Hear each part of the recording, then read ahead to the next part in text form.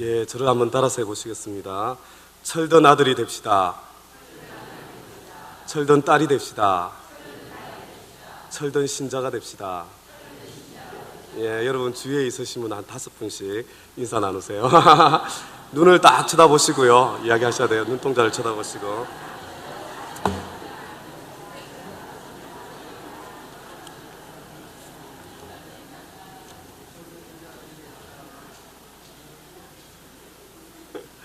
예, 철든 아들, 딸, 철든 신자 되시기 바랍니다. 다 같이 잠깐 기도하겠습니다.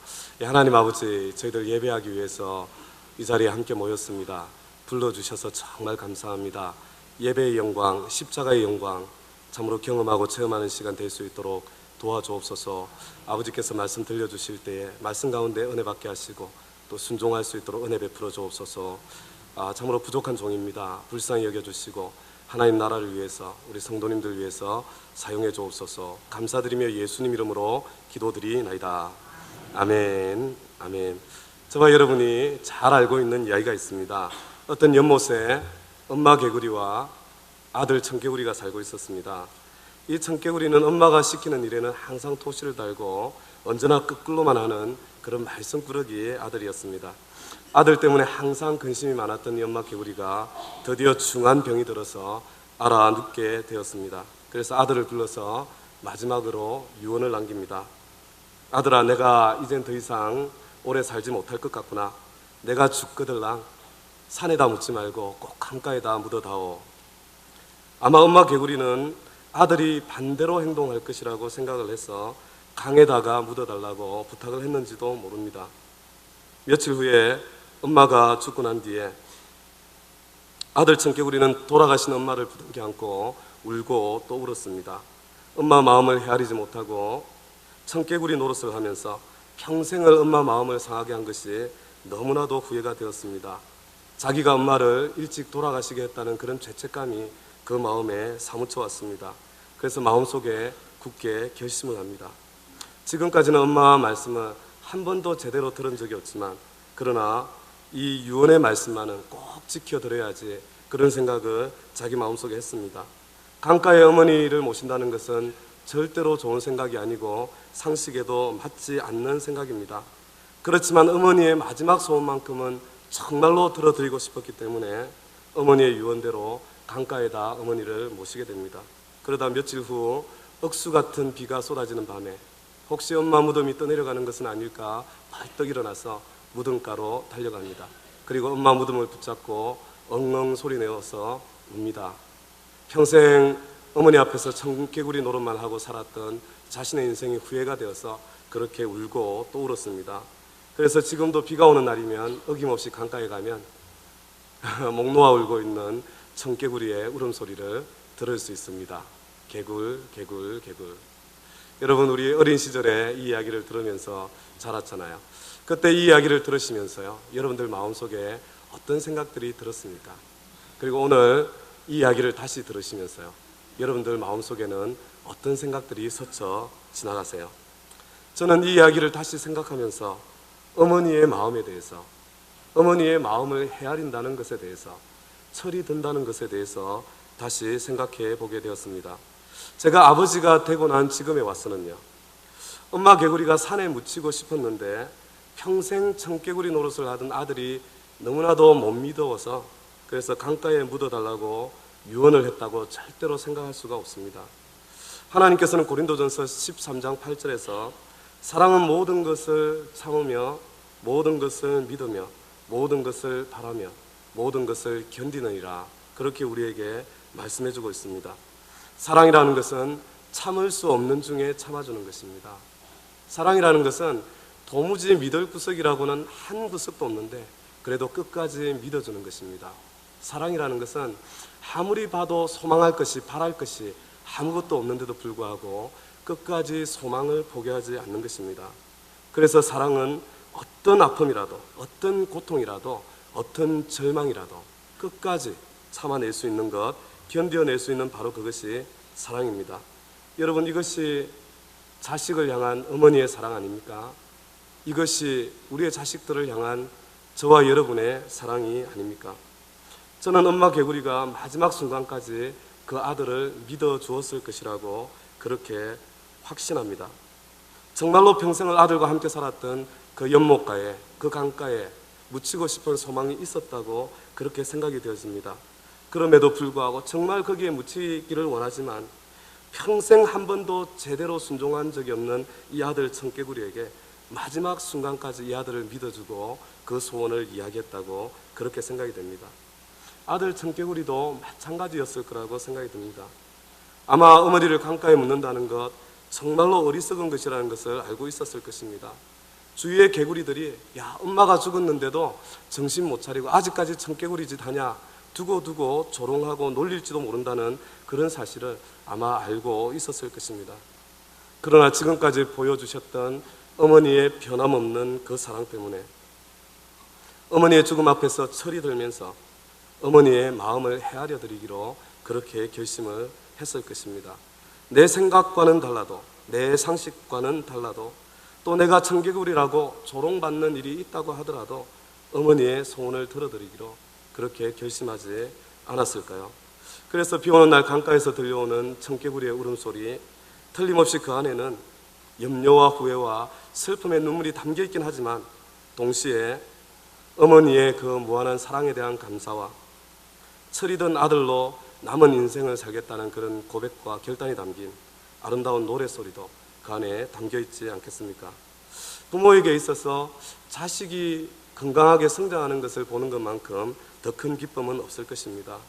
자식이 철이 들어서 부모의 마음을 헤아려 줄 때, 그것을 볼 때에 그보다 더 대견스러운 뿌듯함은 아마 부모님으로서 느끼기 힘들 것입니다.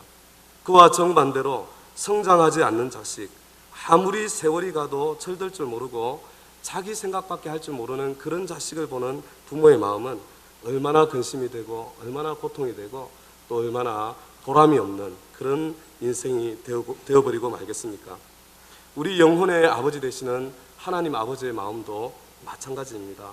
예수 믿은 지 10년, 20년, 30년이 되었는데도 성장할 줄은 모르고 여전히 젖병만 물고 있는 그런 신자, 조금만한 어려움만 있어도 불평하고 징징거리기를 멈추지 않는 신자, 철든 신앙을 가지고 영혼을 구원하고 제자를 삼기 위해서 다른 사람들을 섬겨보기는커녕 자기 자신의 신앙조차도 지키지 못하고 그냥 힘들어하는 그런 신자, 그런 신자를 하나님께서 보실 때에 여전히 믿어주고 바래주고 사랑하는 마음은 끝이 없지만 그러나 하나님의 가슴은 정말로 아려오지 않겠습니까? 여러분들의 부모님이 만약에 살아계시다면요, 여러분들 속히 철든 자녀들이 되어주시기를 우리 주님의 이름으로 축원합니다. 오늘이라도요 한번 전화 한번 드리시고요, 어머니 사랑해요, 아버지 사랑해요, 그죠? 얘가 왜 그러나 뭐 그런 이야기 하실 수 있는데요, 그렇잖아요, 그죠? 어머니 감사합니다, 그렇게 한번 말씀드리고요, 기회가 있는 대로 틈이 나는 대로요 우리 부모님 찾아뵙는 그런 좋은 자녀들 되시기를 우리 주님의 이름으로 축원합니다. 만약에 여러분들이 자녀들을 두신 부모님들이라면요, 철든 자식들 가진 그런 부모님 되시기를, 하나님께서 그런 복 주시기를 우리 주님의 이름으로 축원합니다. 마찬가지로 저와 여러분이 우리 아버지 되신 하나님께도 속히 철된 아들, 딸, 철든 신자 되어드리기를 우리 주님의 이름으로 간곡히 부탁을 드립니다. 청개구리처럼 때늦은 후회를 하지 않게 될 것입니다. 하나님의 얼굴에 미소가 번질 수 있도록 우리가 이 땅을 살면서 해드릴 수 있을 것입니다. 철든 아들은 아버지의 마음을, 아버지의 소원을 헤아립니다. 철든 아들은 아버지의 소원을 풀어드립니다. 철든 아들은 아버지의 얼굴에 미소가 번지게 하고 아버지의 얼굴을 빛나게 해줍니다. 성경에 나오는 여러 인물들 가운데에 철든 아들의 대표가 있다면 저는 그 대표는 단연코 이삭일 것이라고 그렇게 생각합니다. 여러분 아브라함 이야기 알고 계시죠? 창세기 22장에 보면 하나님께서 아브라함에게 주신 말씀이 있습니다. 너의 아들, 내가 사랑하는 외아들 이삭을 데리고 모리아 땅으로 가거라. 내가 너에게 일러주는 산에서 그를 번제물로 바쳐라. 여러분 아브라함의 마음을 가슴으로 한번 느껴보신 적 있으십니까? 100세에 얻은 외아들입니다. 금지옥엽, 애지중지, 무릎에 끼고 기른 그런 아들이 아니겠습니까? 그런데 하나님께서 번제로 바치라고 그렇게 명령하고 계십니다.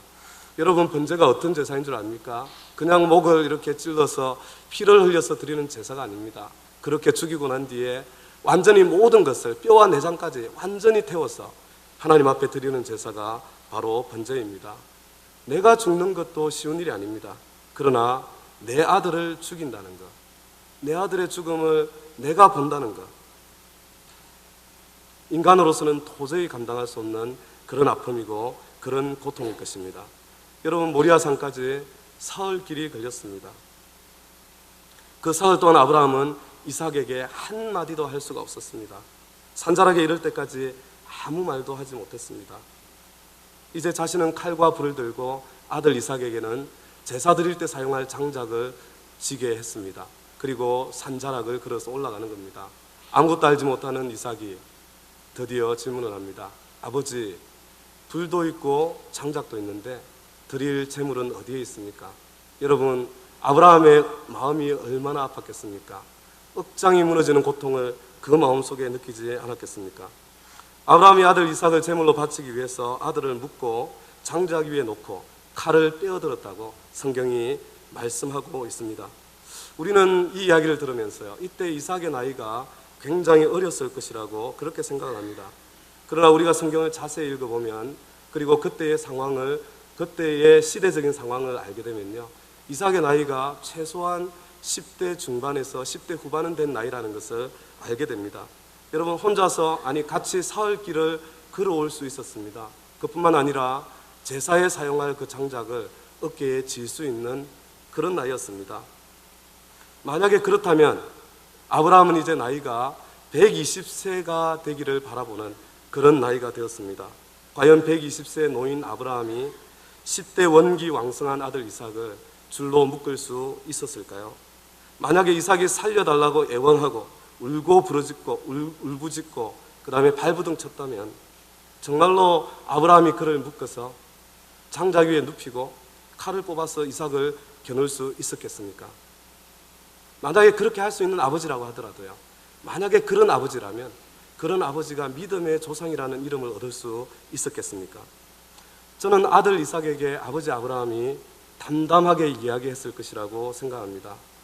100세에 바랄 수 없는 중에 어떻게 하나님께서 이삭을 주셨는지, 하나님께서 이삭을 통해서 창대한 민족을 세우시겠다고 어떻게 몇 차례나 약속해 주셨는지, 그런 약속을 주셨음에도 불구하고 도무지 이해할 수 없는 번제로 바치라고 명령하시는 그 하나님의 음성을 들었던 그 밤의 아픔에 대해서, 그리고 지난 사흘간 아무 말도 하지 못하면서 그 길을 걸어오면서 마음속에 있었던 갈등들, 그리고 그 갈등의 끝에 내가 순종하기만 하면 100살의 아들을 주신 하나님께서 틀림없이 이 아들도 다시 살려내어서 창대한 민족을 이루는 그 약속을 이루시고 말 것이라는 그런 확신을 갖게 되었다는 그 과정들을 담담하게 아들 이삭에게 들려주지 않았겠습니까? 아들 이삭의 동의가 없이는 이 제사는 절대로 드려질 수 없는 바로 그런 제사였습니다. 아버지의 마음과 고통과 그럼에도 불구하고 하나님께 순종하기를 원하는 그 아버지의 소원을 가슴으로 헤아린 철든 아들 이삭의 순종이 있었기 때문에 믿음의 가문, 아브라함의 가문이 지금까지 이어져 오고 있는 것이 아닐까요? 이 아브라함과 그의 독생자 이삭의 이야기는 우리 아버지 하나님과 그의 독생자 예수 그리스도의 이야기의 모형입니다. 여러분, 우리 아버지 하나님께도 소원이 있습니다. 죄악으로 인해서 사망의 길, 멸망의 길, 지옥의 길을 걸어가고 있는 인간을 용서하고 구원해 주실 바로 그 소망입니다.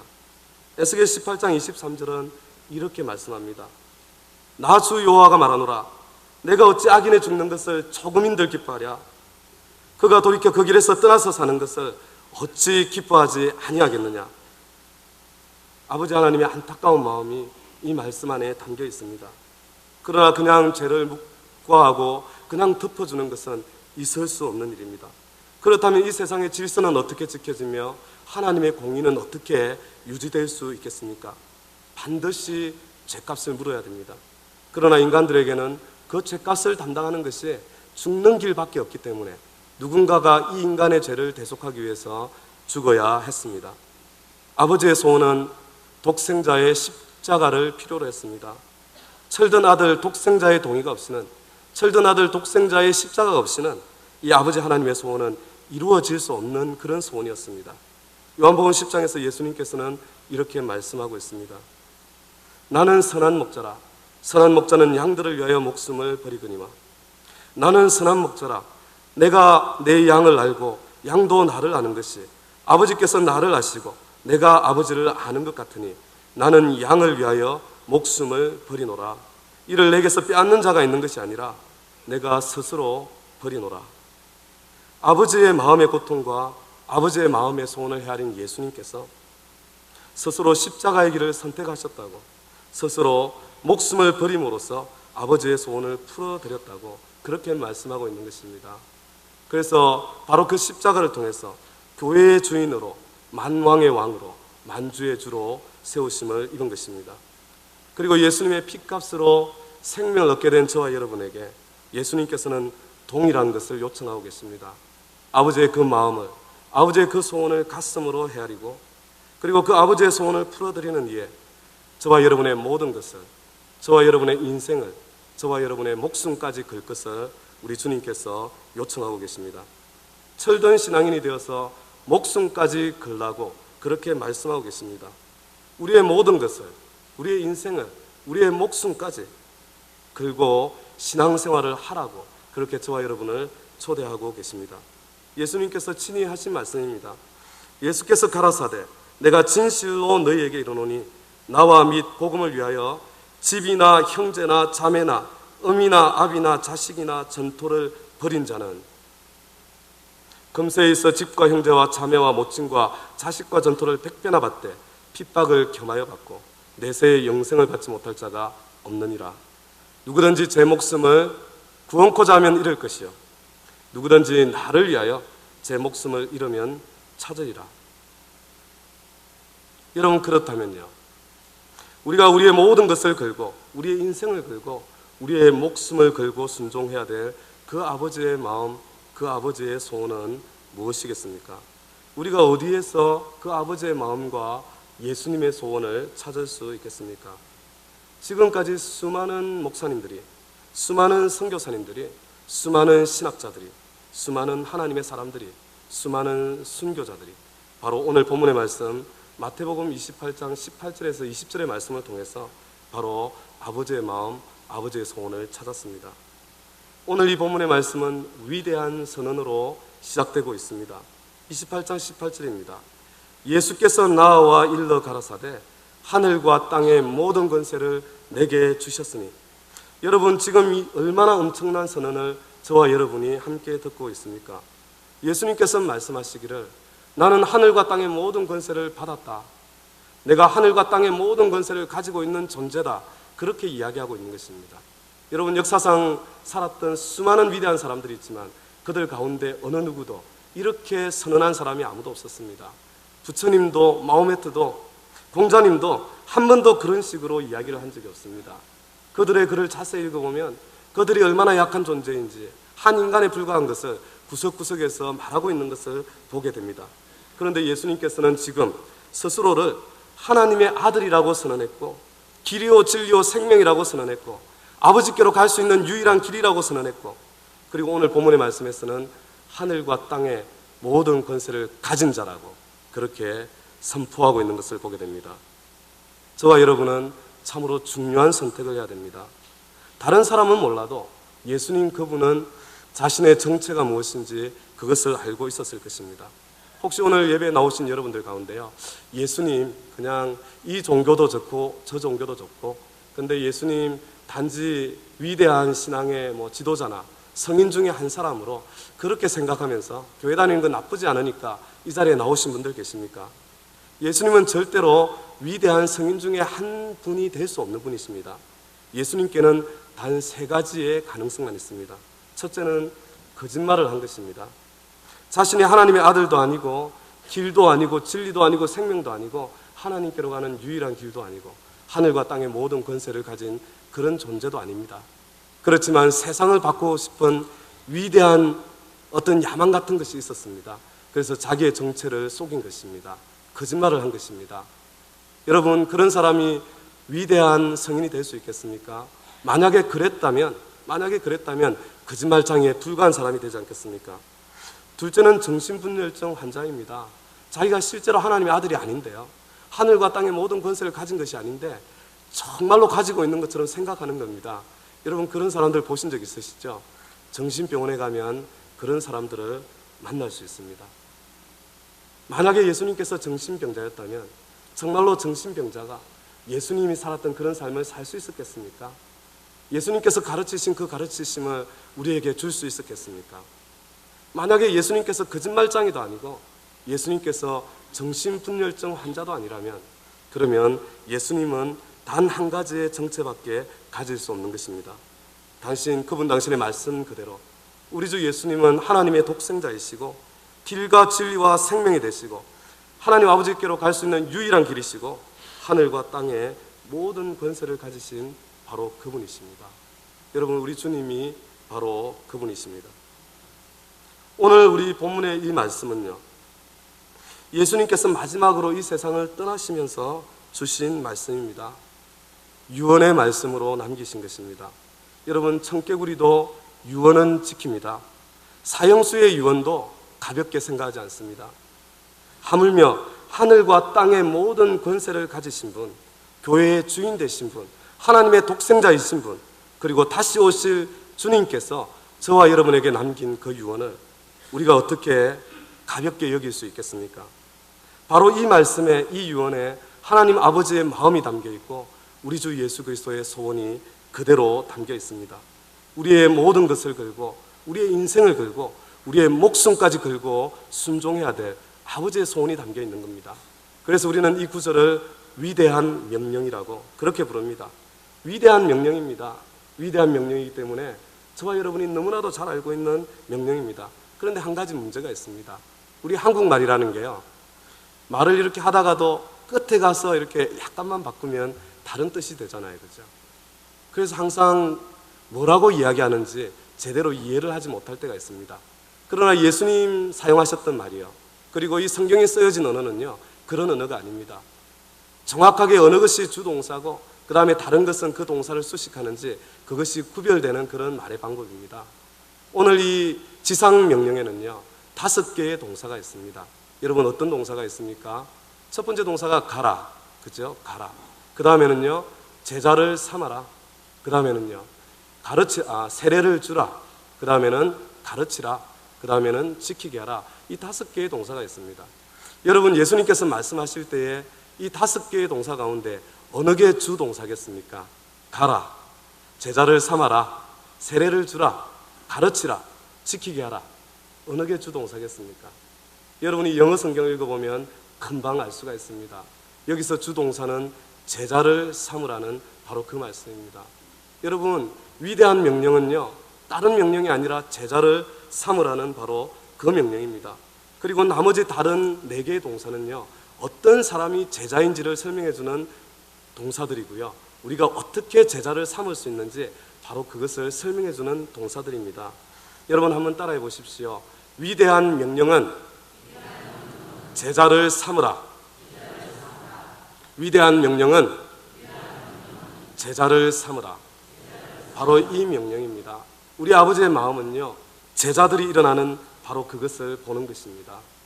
여러분, 제자를 삼고 있지 않다면, 제자를 세우고 있지 않다면, 제자로 살고 있지 않다면, 그렇다면 그 교회는 하늘과 땅의 모든 권세를 가지신 그 예수님, 교회의 주인 되신 예수님, 그 예수님의 유언을 조금도 받들고 있지 않는 그런 교회입니다. 여러분, 이 5개의 동사 중에 나머지 4개 동사요 제자가 어떤 사람인지를 보여주는 말씀이고, 우리가 어떻게 예수 안 믿는 불신자를 제자로 만들어갈 수 있는지 그것을 설명하는 말씀입니다. 갓난아이가 하루아침에 어른이 될 수 없는 것처럼요, 불신자가 하루아침에 제자가 될 수 없습니다. 저와 여러분도 하루아침에 제자가 된 것이 아니고 하루아침에 제자가 될 수도 없습니다. 그렇다면 제자란 어떤 사람입니까? 예수님께서는 제자를 삼는 첫 번째 단계, 그리고 제자가 살아가는 삶의 첫 번째 단계는 바로 가는 것이라고 그렇게 명령하고 있습니다. 여러분, 가는 사람이 제자입니다. 가는 사람이 제자입니다. 만약에 저와 여러분이 가고 있지 않다면 저와 여러분은 제자가 아닌 것입니다. 그런데 왜 하나님께서는 우리에게 가라고 말씀하고 계시는 것일까요? 왜 가라고 말씀하실까요? 왜 가야 되는 것입니까? 이 세상에는 자기 발로 걸어서 예수님께로 올 수 없는 사람들이 너무나도 많이 있기 때문에 그렇습니다. 이 세상에는 자기 발로 걸어서 교회를 찾아올 수 없는 사람들이 너무나도 많기 때문에 예수님께서 가라고 말씀하십니다.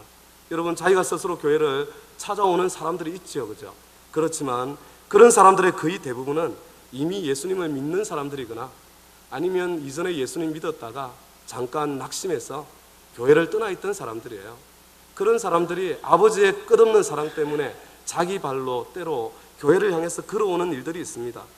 여러분, 이런 분들을 섬기는 건요, 교회에서 섬기는 걸 해야 되고 너무나도 중요한 일입니다. 그러나 여러분, 이 세상에는요, 그런 분들 말고요, 도대체 예수님이라는 분이 누구인지 몰랐어요. 세상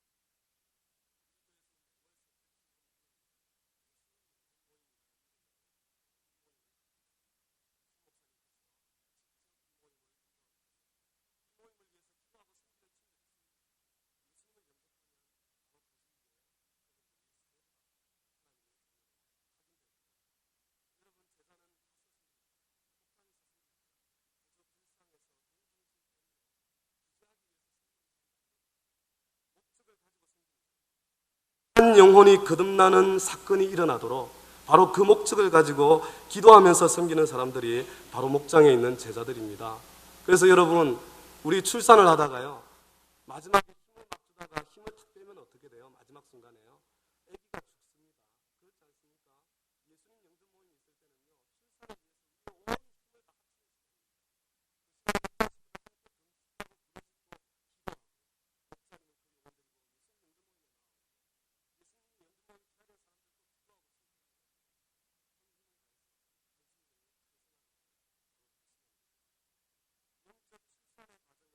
제자가 된다, 이 이야기가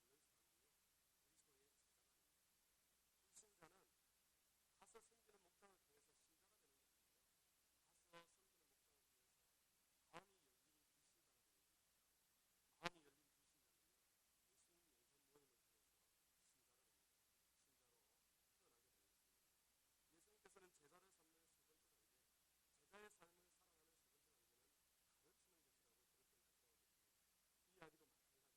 우리 많은 부모님들 가운데요, 공부를 하지 못하신 부모님들이 계십니다. 그러나 자식들 학교에 보내고요, 학교에 결석하지 않도록 깨워주고 먹여주고요, 숙제 잘할 수 있도록 점검해주고요, 그 다음에 부족하지만 자기가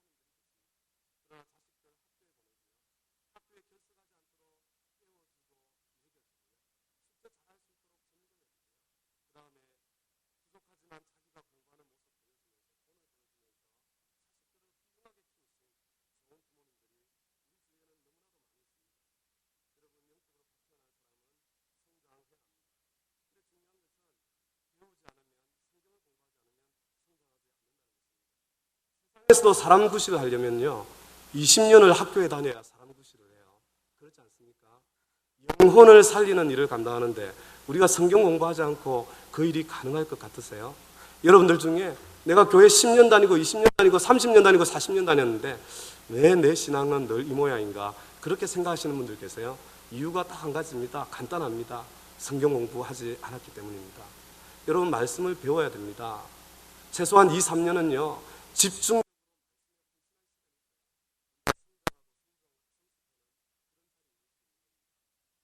그렇게 성경 공부하지 않고요 교회 오래 영적 자녀들과 어린아이들을 배움의 자리로 이끌고 함께 가는 그런 사람이 제자입니다.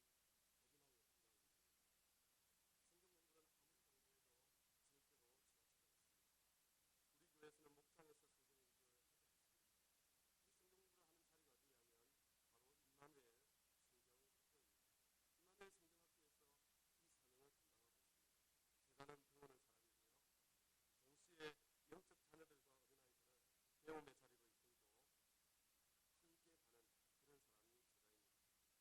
지키는 사람입니다. 행하는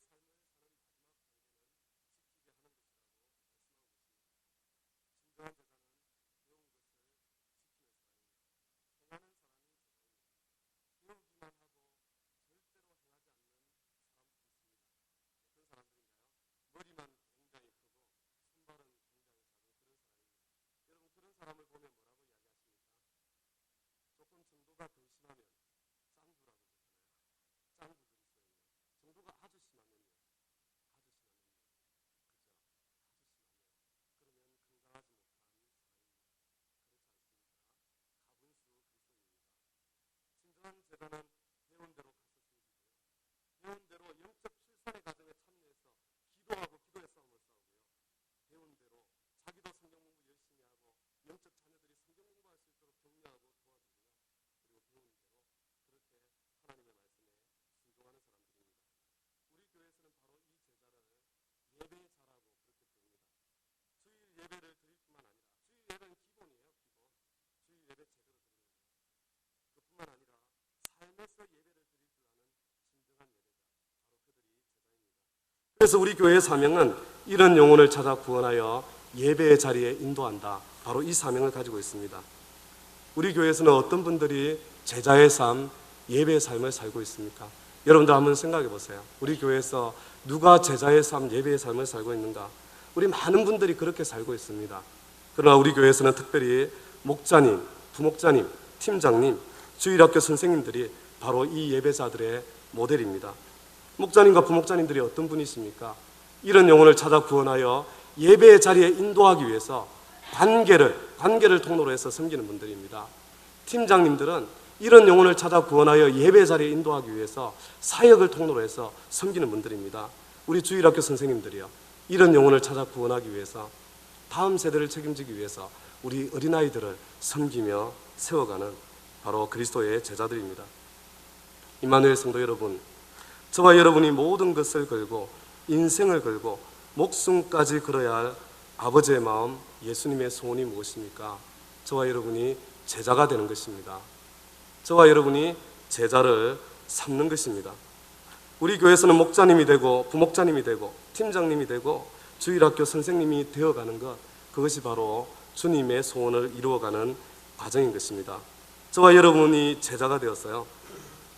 저와 여러분들을 통해서 수많은 영혼들이 주님께로 돌아오고 그리스도의 군사와 용사로 세워지는 그런 일꾼들이 일어나기를 우리 주님의 이름으로 축원합니다.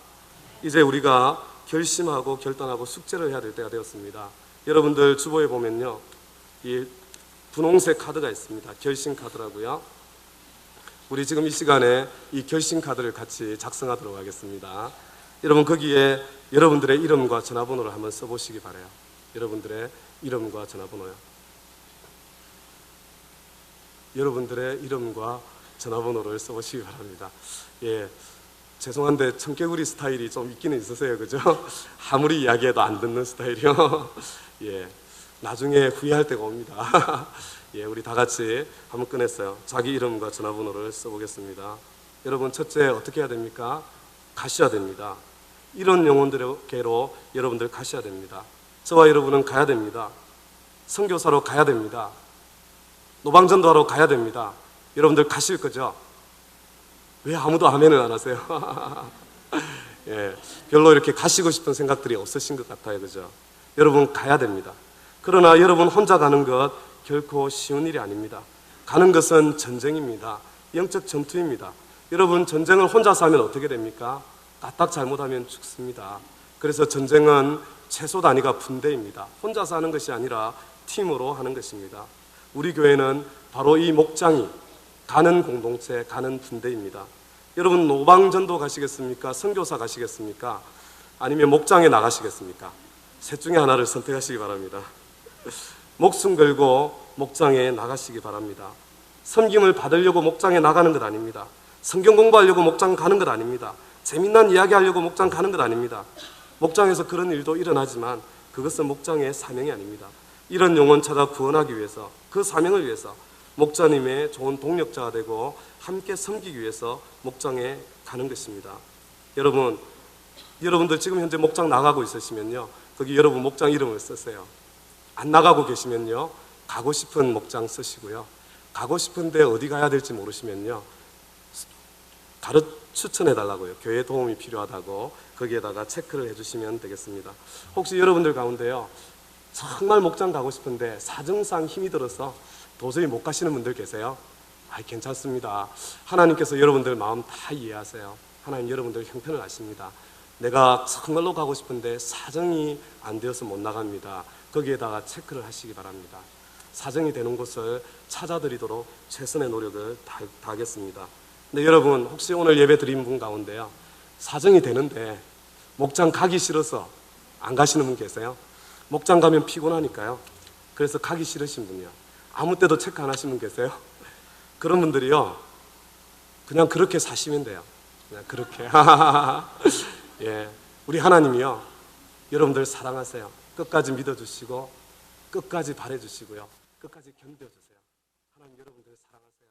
아무 염려하지 마시고요, 그냥 그대로 사시면 되겠습니다. 하나님께서 여러분들 사랑하실 겁니다. 그렇지만 우리 하나님 아버지의 마음이 아프실 거예요. 여러분, 두 번째, 성경 공부에 열심을 내십시오. 성경 공부 없이 신앙의 성장 없습니다.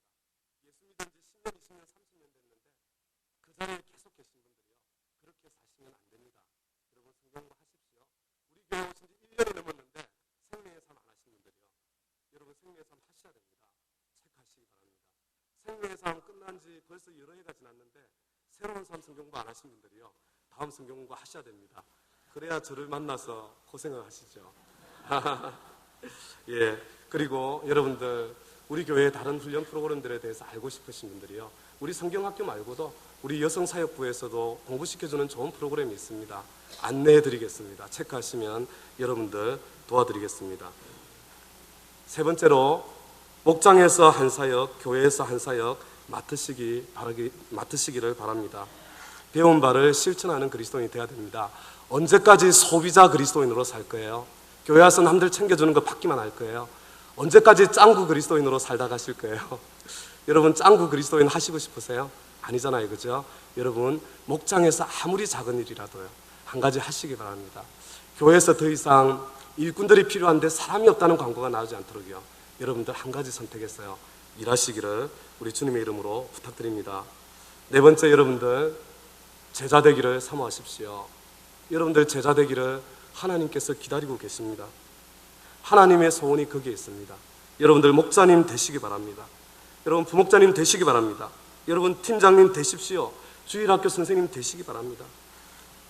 그래서 이런 영혼 찾아가서 섬기고요, 예수님 영접하고 세례받을 수 있도록 힘을 다해서 기도하고 참여하고요, 계속해서 배우고 성장할 수 있도록 그분들 도와드리고요, 내가 모델이 되어드리고요, 그리고 그들도 목자님 되도록, 팀장님 되도록, 부목자님 되도록, 주일학교 선생님 되도록 그렇게 도와주고 섬겨야 되는 것입니다.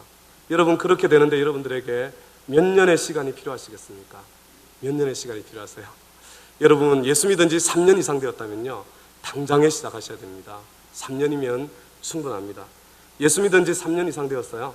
2009년부터 내가 시작하겠다 그런 분들은요 1년 이내에 이렇게 쓰시면 돼요. 1 아시겠죠? 1년 이내에 목자가 되든지 팀장이 되든지 교사가 되는 거예요. 예. 근데 그래도 양심이 있지, 내가 1년은 열심히 공부하고 2년 있다가 하겠다 그런 분 계시죠? 내년에 2010년에 그분들은 2년 이내라고 이자를 거기다 쓰시면 돼요. 예. 여러분들 중에요 나는 절대로 그런 거 하기 싫어요, 난 못해요, 나는 안 할 거예요, 그렇게 결심하신 분 계세요? 예. 그런 분들은 기호가 3번입니다 3이라고 쓰시면 돼요. 3이라고요. 여러분들이요 우리 믿음의 고백 하나님께서 응답하세요. 여러분 거기다가 3자라고 쓰시면요 정말 하기 싫은데요, 나는 그런 능력이 없는데요, 내가 3자라고 써놓으면 하나님께서 되게 해주세요. 하나님께서 만들어 가시는 것을 여러분들이 경험하시게 될 것입니다. 임마누엘 성도 여러분, 아버지의 마음을 헤아린 이삭은 목숨을 걸었습니다. 아버지의 마음을 헤아린 우리 예수님은 마찬가지로 목숨을 걸었습니다. 예수님께서는 저와 여러분에게도 그냥 시시하게 예수 믿지 말고요 목숨 걸고 예수를 믿으라고 그렇게 말씀하고 계십니다. 목숨 걸고 목장 다니고요, 목숨 걸고 성경 공부하고요, 목숨 걸고 영혼들 섬기고요, 목숨 걸고 교회에서 봉사하고 사역하라고요. 그래서 목숨 걸고 제자가 되고 목숨 걸고 제자를 세우라고 그렇게 강권하고 계십니다. 다 같이 기도하겠습니다. 하나님 아버지, 하늘과 땅의 모든 권세를 가지신 예수님의 유언, 제자를 삼아라, 제자가 되어라 그렇게 말씀하셨는데도 저희들 너무나도 가볍게 무시하며 살아왔습니다.